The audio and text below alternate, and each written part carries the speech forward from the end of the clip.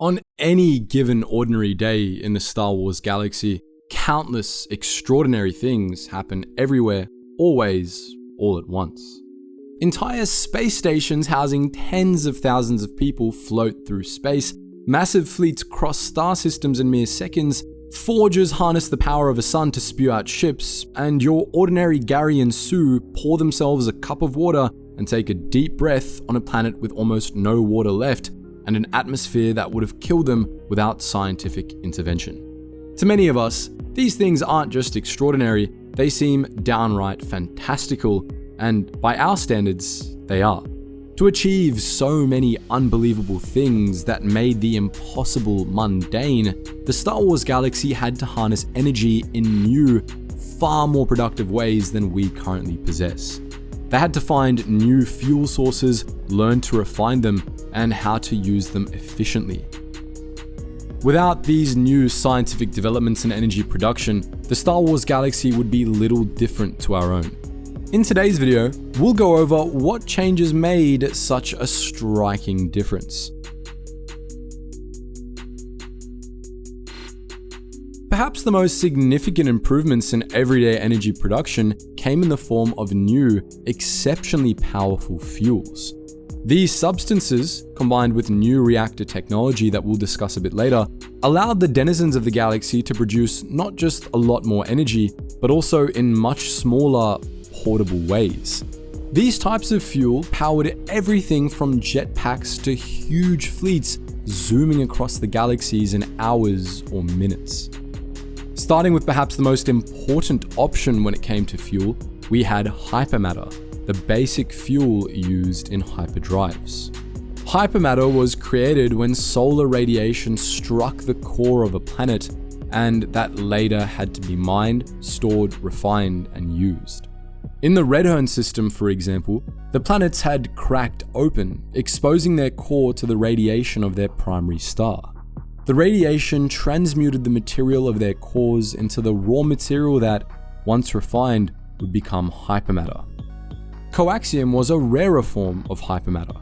Also known as Corellian hyperfuel, this extremely valuable substance came from Kessel. In its unrefined state, it was extremely unstable and highly explosive. If not stored in proper temperature-controlled tanks, unrefined coaxium would begin to destabilize, first turning red, then exploding. Even after it had been refined into the end product, it was still extremely volatile and required caution when handling. When used to power hyperdrives, coaxium was used to coat the reaction chamber of a starship.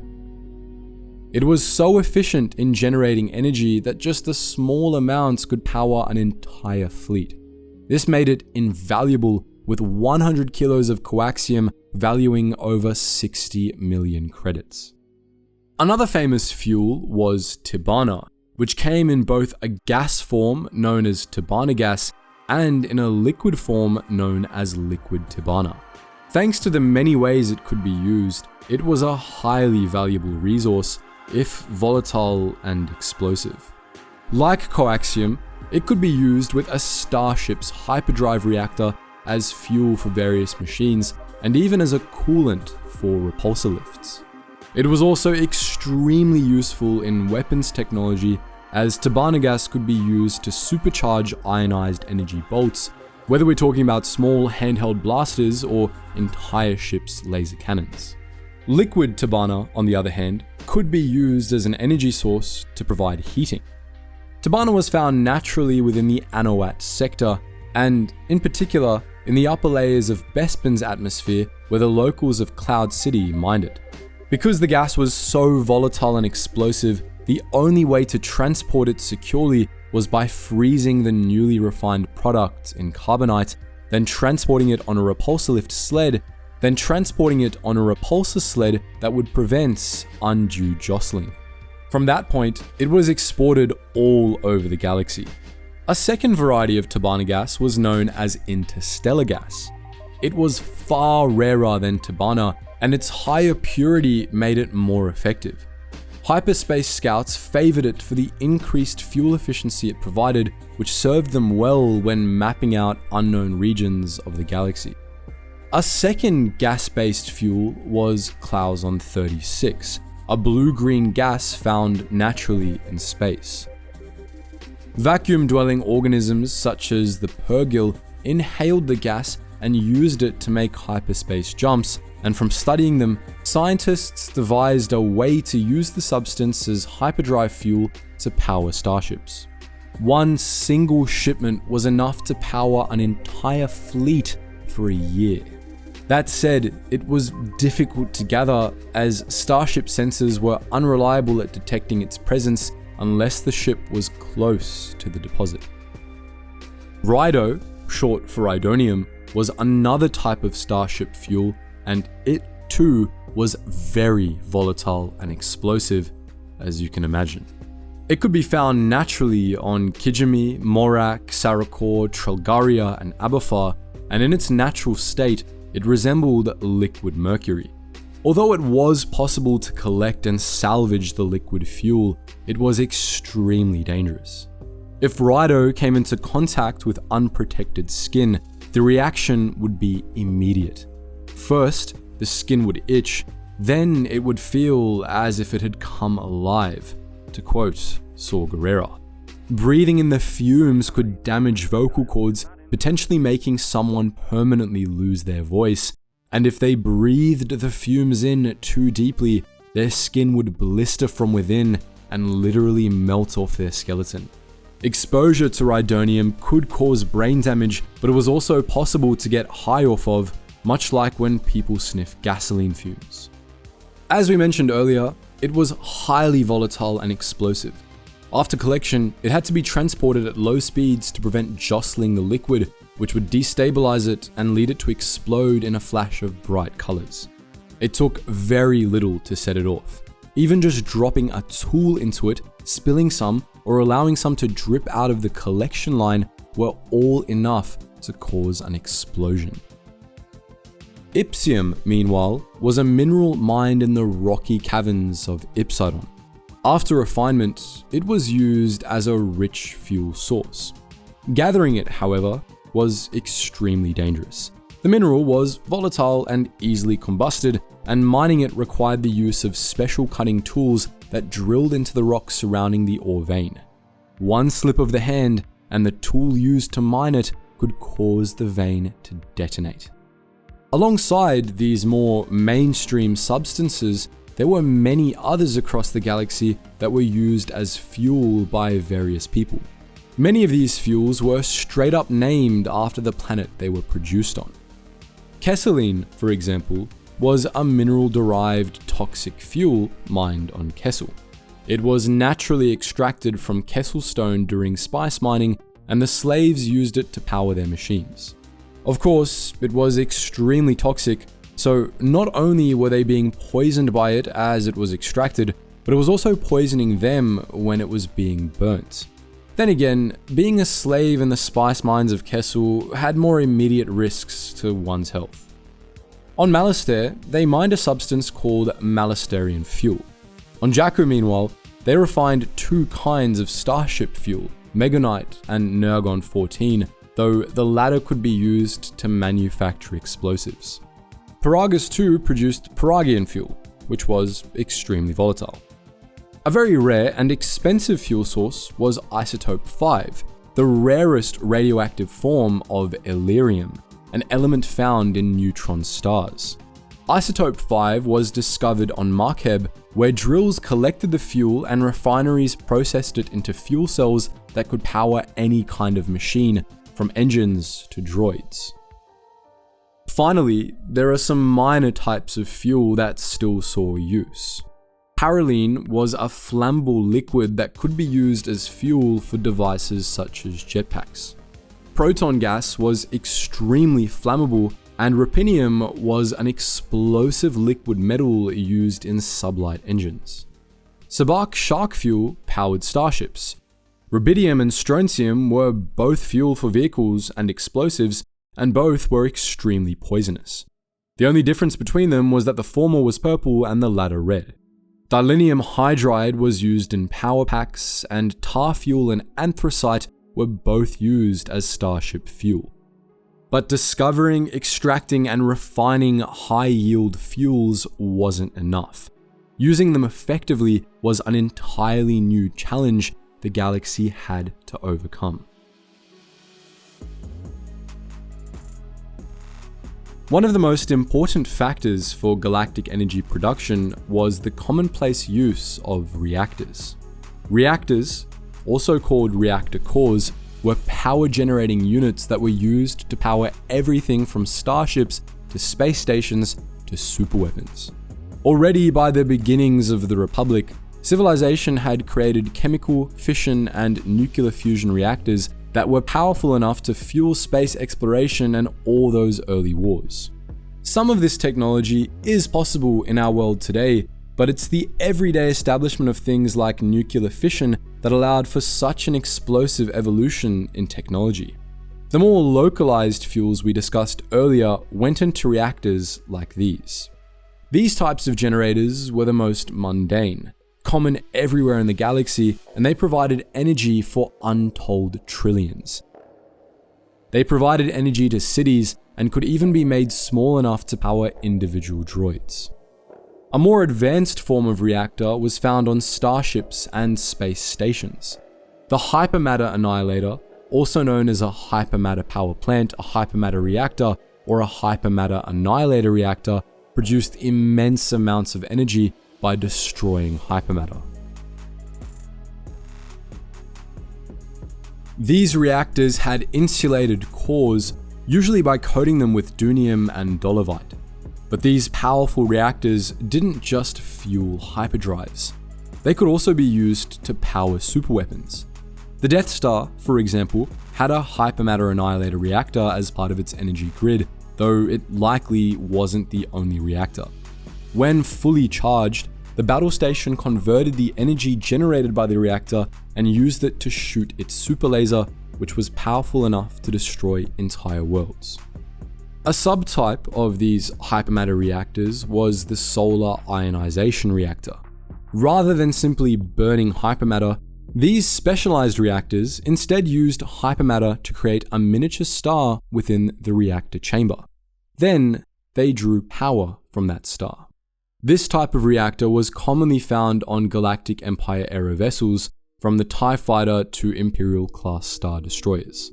Much like hypermatter reactors, solar ionization reactors could also be used to power super lasers, such as the axial super laser on the Zeiston-class Star Destroyer, which could also destroy planets. Both of these reactors came with risks, however. Hypermatter reactors were highly volatile, and thus any hit to them was often enough to detonate the vessel they were powering. With solar ionizing reactors, they were directly connected to the super lasers they powered, and thus any significant damage to the laser ignited a chain reaction that led to the reactor detonating, again destroying the ship. Another option for power generation were power cores. These were devices that could provide energy to droids, ships, or even entire cities. The Millennium Falcon, for example, relied on a quad-X power core for power. When it came to cities, they usually had multiple power cores spread throughout their expanse to provide power to their residents. These are what powered people's homes, cantinas, hospitals, businesses, and government buildings. Smaller power cores could be used in colonies or by survey teams, and these mini devices were more like energy cells, giant batteries that provided energy until their stored power ran out. Power cores were used all over the galaxy, from the watery homes of the Gungans to Katonamodia and Kashyyyk.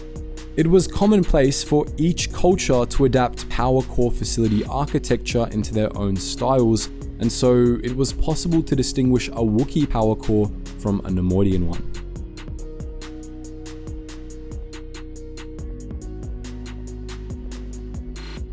Of course, alongside the hyperfuel generators and the miniature stars used to power space stations, there were mundane energy generating facilities all over the galaxy.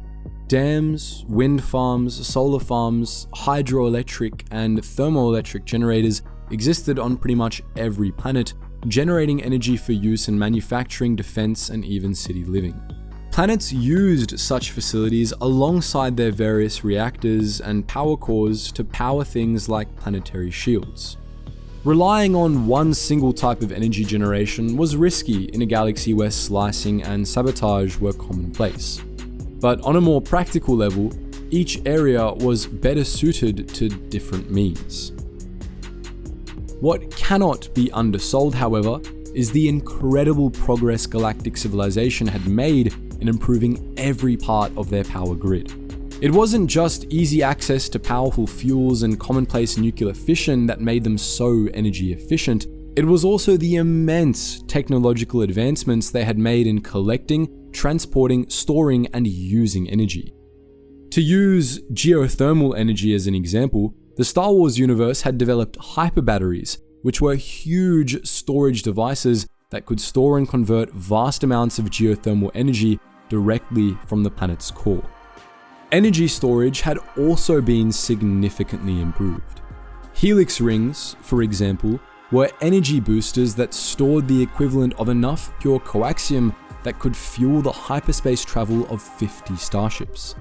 Energy and power cells provided easy, rechargeable energy to everything from droids to vehicles and weapons. And it wasn't just these. The entire power grid had been upgraded. Everything from energy converters to transmitters, cables, capacitors, clamps, connectors, and controls were far superior to our own. Even something as simple and mundane as a plug socket had received a glow up in the form of laser outlets. It might seem mundane, but we really can't understate how much of a difference these upgrades made. Each step between energy production and its final use leaves opportunity for energy loss, such as in the form of heat. When you've worked on improving every single component, it means there's significantly less energy loss overall, which makes energy production more efficient. Add in that energy transmission is much faster, and you get a supercharged power grid capable of supporting the trillions of people on Coruscant, or allowing people living in the middle of nowhere on Tatooine to rig their own energy generators and survive.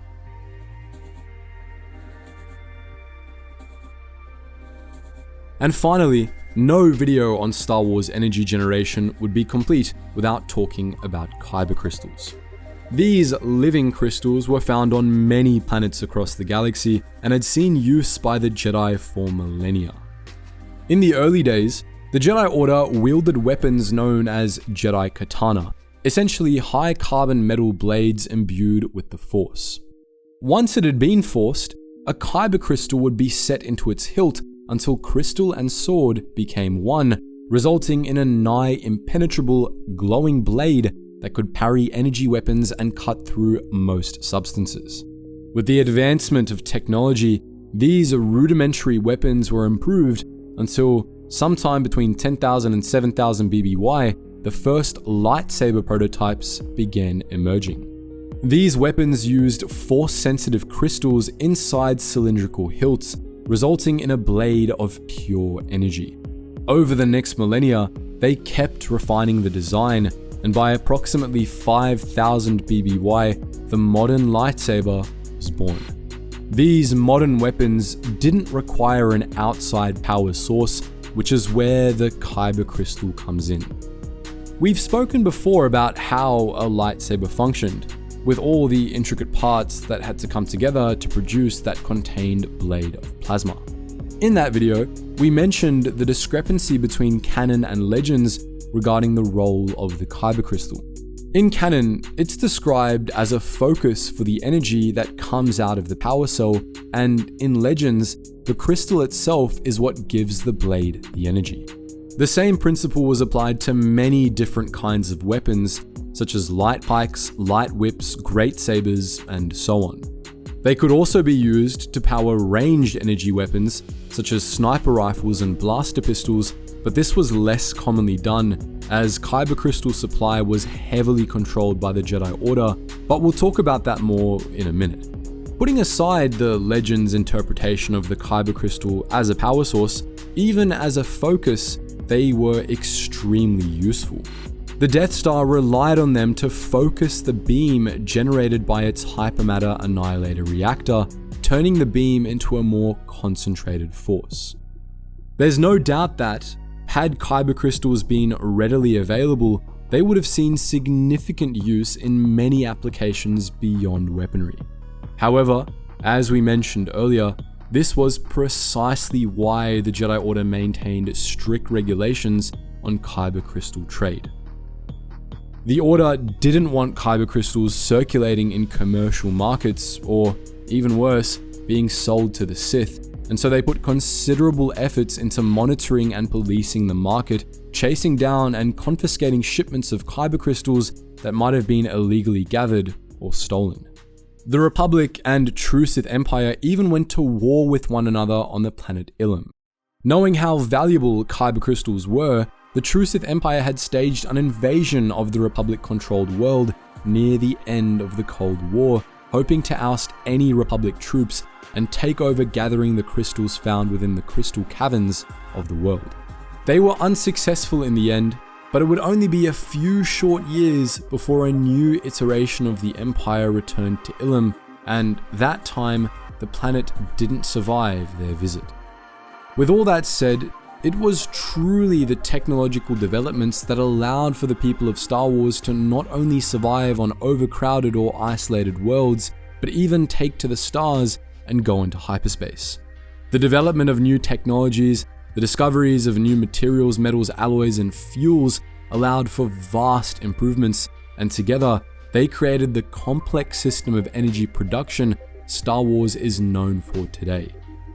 And there you have it. We hope you enjoyed this foray into a lesser explored area of Star Wars. As always, we've enjoyed delving deeper into a bit of world building often overlooked, but this is just one facet of many. What obscure Star Wars question do you want answered next? Feel free to let us know in the comments section below, and as always guys, thank you so much for watching, and I hope to see you in the next video.